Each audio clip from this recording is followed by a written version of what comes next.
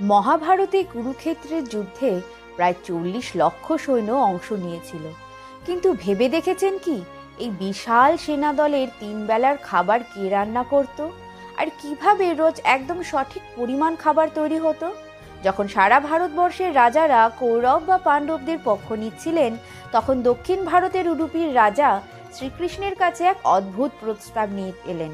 তিনি বললেন, আমি যুদ্ধ করতে চাই না, আমি উভয় পক্ষের সমস্ত সৈন্যদের খাওয়াতে চাই।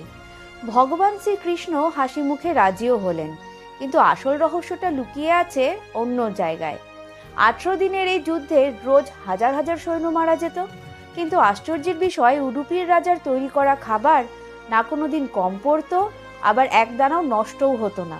যুদ্ধ শেষে যুধিষ্ঠির উডুপির রাজাকে জিজ্ঞাসা করলেন, মহারাজ, আপনি কিভাবে জানতেন যে রোজ কতজন মারা যাবে?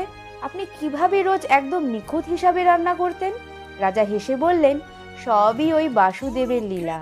রাজা বললেন, আমি রোজ রাতে শ্রীকৃষ্ণের জন্য 1 বাটি চীনাবাদাম নিয়ে যেতাম। উনি গুনে গুনে কয়েকটি বাদাম খেতেন। উনি যদি 10টি বাদাম খেতেন, আমি বুঝে যেতাম পরের দিন ঠিক 10,000 সৈন্য মারা যাবে। সেই হিসাব মিলিয়ে আমি 10,000 জনের খাবার কম রান্না করতাম।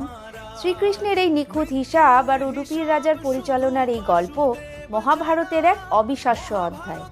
জয় শ্রীকৃষ্ণ। আমি শুভশ্রী। দেখা হচ্ছে স্টোরি উইথ শুভশ্রীতে।